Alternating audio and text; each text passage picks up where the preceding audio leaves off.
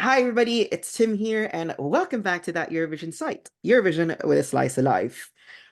And what can we say? We're still continuing on just looking back at what has happened this season, and obviously talk about the national finals. And today I'm joined by the lovely Kittens, and we are gonna talk about Iceland and Songvakeppnin. So without further ado, let's go, Tiffany.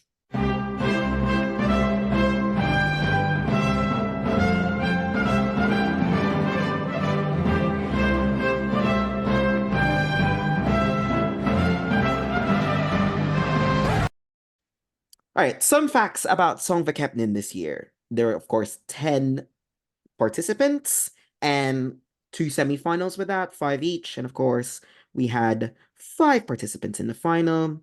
We had Vibe with Biomin, Hedda Bjork, Scared of Heights, Anita with Downfall, Bashar Marud with Wild West, and Shiga Ux with Into the Atmosphere.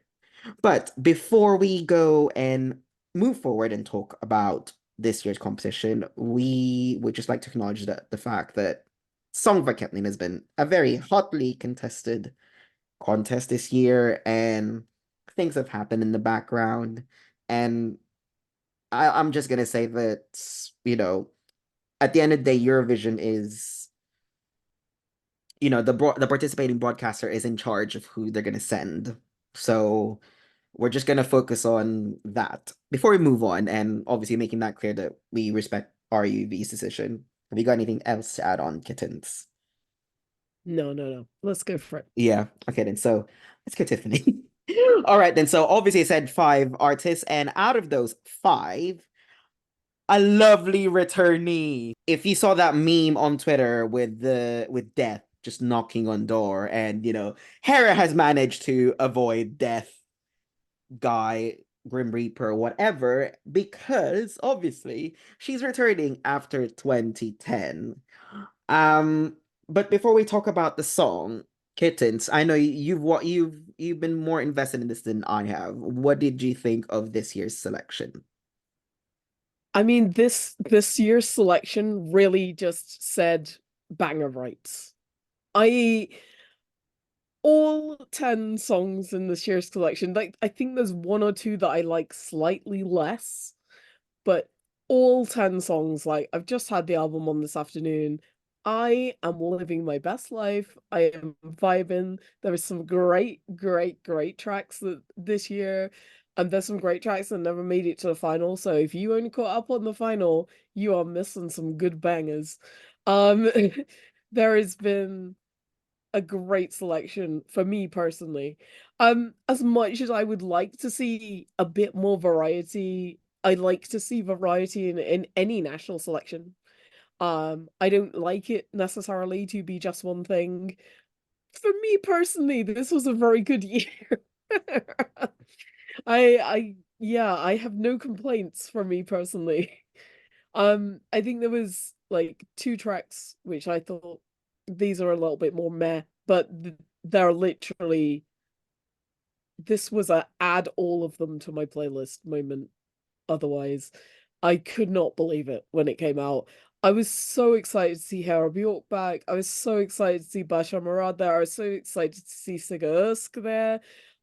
Songs written by Astis, who has recorded who's made songs for so many people and is genuinely one of my favorite people in the universe. Um and just me writes this final, me writes absolutely this selection. They really did it for me.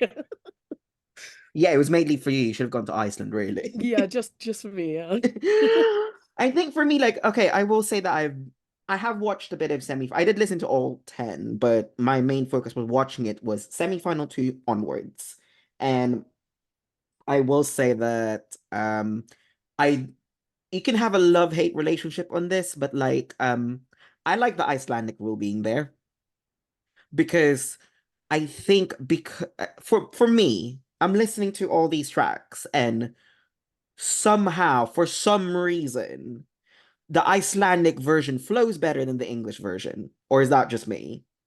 No, no, no. I think in most cases the Icelandic version does flow better than the English version. There is one track which I would say is the opposite way around, and that would be Wild West. Yeah. Where I think the English version flows slightly better than Yeah. the Icelandic version. But I am really glad to see a national final do the Icelandic rule Yeah. and say you have to be able to perform this in Mm. Icelandic.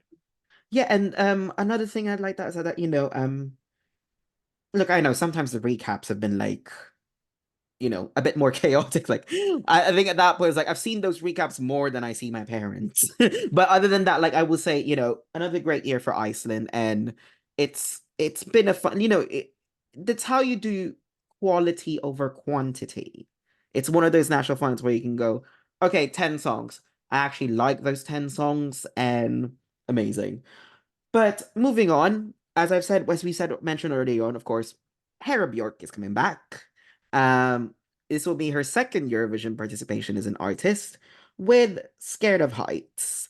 Um, I will publicly put this out there because we have not revealed the results yet. On our ranking, I have ranked this as my winner. So I will put that out there. We are gonna release it in the off season, so there'll be a lot of chaos, people being thrown under the bus I'm unwillingly. gonna get thrown under so many buses. So yeah, this summer, we will release all of the breakdowns and flood the comments with what you think. But I will say though that when I heard that here, okay, I was like, yay, yay, yay, yay. Like I will say for me that any of those five, like, maybe less on vibe, but everyone else. Oh, vibe, not your vibe, huh?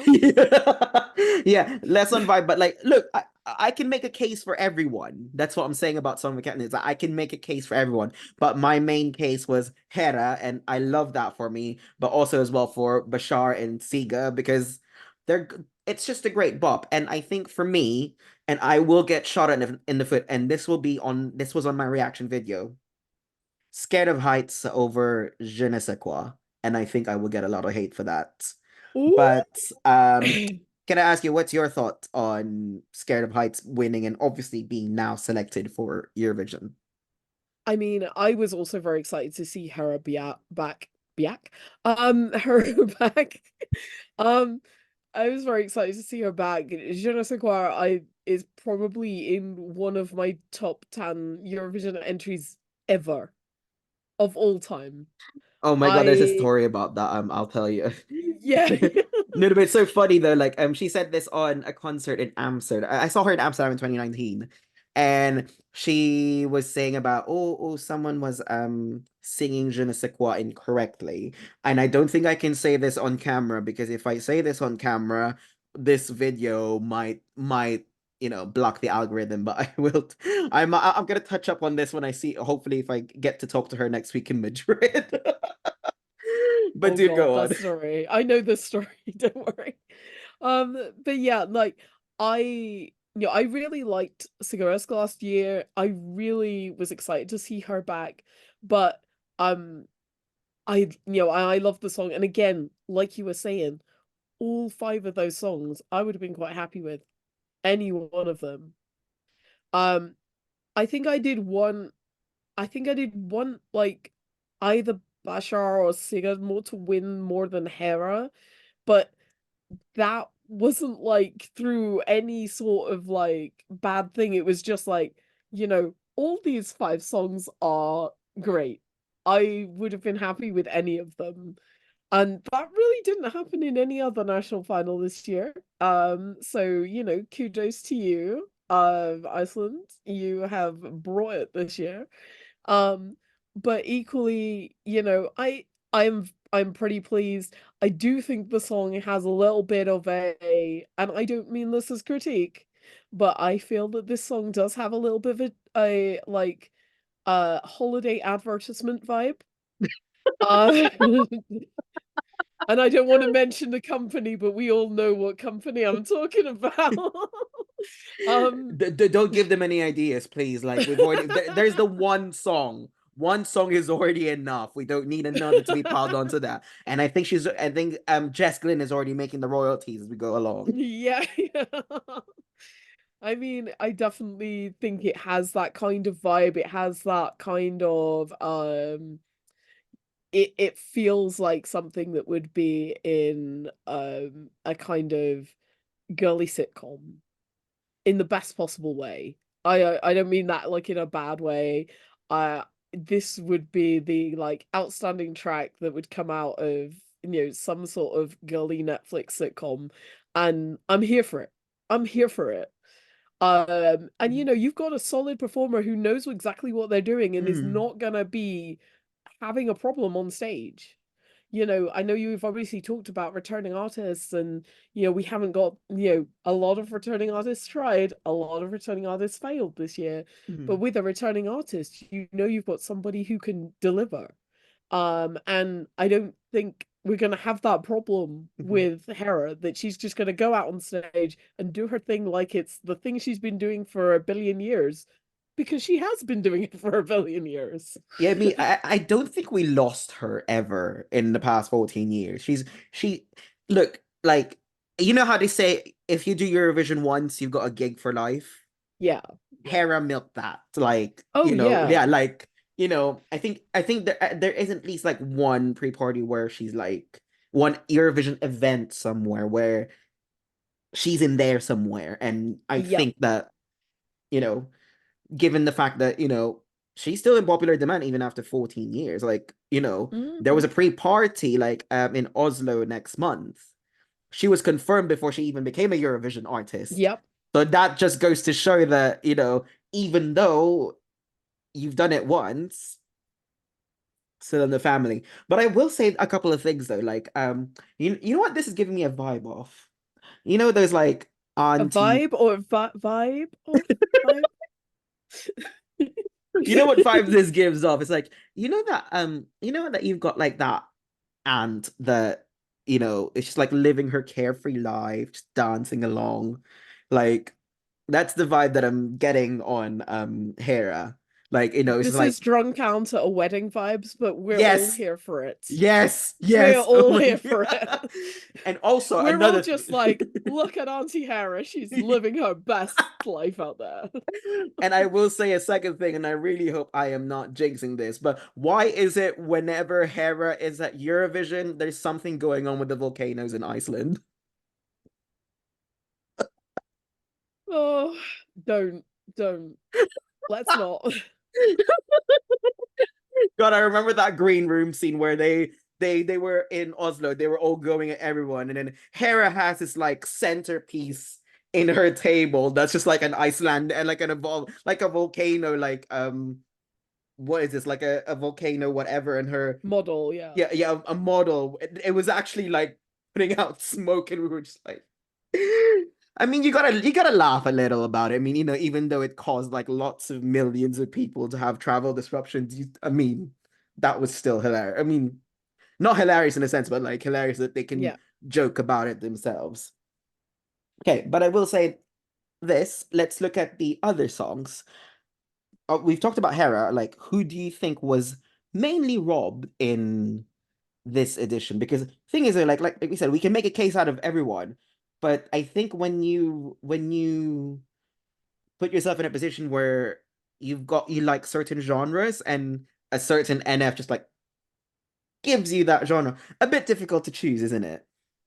It is a bit difficult to choose. I would like to mention one artist who I think was particularly robbed in the first semi-final, and I want to mention Ceasetone. Ceasetone, for anyone who's seen Daddy Frere on tour in the last few years, Haffy is Daddy Frere's guitar is an absolute all-round good egg, and the song by Ceasetone is so good. It's more mellow than some of the other songs in this selection, but honestly, it's such a vibe to me. I really like the performance. It was a little bit more stripped back than some of the other performances that we saw at Songvakeppnin. And I really like that song. I am not surprised it didn't make it through, given some of the other tracks in the selection and the fact that you've only got like 2 tracks going through from each semi-final. Um, I still think it's a absolutely fantastic track. I'm gutted it didn't make it to the final. I still don't think it would have like made it to Eurovision, not this year. But like compare, it was definitely one of the ones I wanted to play a lot. I'm definitely gonna mention Mogul Sigursk. I love um Into the Atmosphere. I love the Icelandic version, I think slightly more, but I like the English version, to be honest. Um, Go Tiffany. Um, but okay, we're all kidding. We're all kidding. But there were so many good tracks in this. Yeah, I can't. The thing is, I cannot process this because there are so many tracks I loved, and I'm just like gonna just like rant off about each one of them. So I think for me, yeah, it's the same. Like, look, you listen to them once, I think you're hooked. But I think the ones that I would say that I think if Siga sent that song another year, I think I that hope she'll be back. I hope he she'll be back. is Siga gonna be the new Marcus Reeva or something? Yeah, the Marcus Reaver of Iceland. I'd love to see it, but I want her to go for Iceland 1 year, not just forever. Yeah, no, I think like for this one, it's mainly Siga for me because it's just so good. Either versions would have done well, but I think it's just the difficulty of the year. I think, you've got a former participant, got some an artist who has been very popular like recently, and I think that, we knew who the two were gonna be before we even And got to the. just to mention, like Vibe as well were really popular on TikTok, apparently. Mhm, So be it the Beerman brothers really popular on TikTok and really lapping up some of that young vote. mhm, So even like the ones which may not have been so obvious have a big audience. Anita was a mhm. dancer before, I think, as well. And you could obviously see that on stage. Yeah. There was just so much to offer with the participants this year. I think it just shows off Iceland has a really good music scene, Mhm, um, and really good like mhm, songwriting teams and stuff like that. So mhm. it does make life harder, but in a good Yeah. way. No, but I would say that, I know that the hotly contested one is obviously Bashar. And I will say that I do like that it's very different. And I think that when we're recording this, we know the full lineup. And I think it would have stand out if it were given that opportunity, but it was just very close. But, you know, I Yeah, I yeah. think at Eurovision, Bashar might have had a slightly more interesting time than I think Hera might. For none of other reasons, just taking music and the performance, because we have such a banger heavy year at Eurovision this year. And while Wild West is a banger, it's much more low key banger than Hmm. some of the others. And so I wonder if it would have stood out more compared to some of the other tracks. I mean, Yeah. there are a lot of similar-ish acts to Scared of Heights this Yeah. year. No, I think it's heavier on the upbeat side than it is in the like in the midbeat tempo where you can just like it's got its own niche, I think. But who knows? You might see it in the second chance contest. Oh, yes. Okay, but rounding this up, obviously we ask this every year, and shows always make a selection, but what would you like to see from Songvakeppnin in the future should they use it in 2025? So there's like a few things I'd say to them, but I think the number one thing I'd say is you only have 5 tracks in your final. Do you need a super final? Do you really need a super final? There is only 5 tracks there. I could understand if you had 10, 15 tracks in your final, but does it make sense to bring it down to just 2 tracks? I know a lot of discourse has been said online about super finals in general, not necessarily just the Icelandic one. Um, it does give this potential for voting against the act you don't want. And I know that sounds obvious, but you're voting for the best one out of two. rather than the one that you actually love. Um, and there could be the potential that you get to the super final and you want nothing. Um, we do have the situation where the winner of the super final and the winner of the voting is not the same.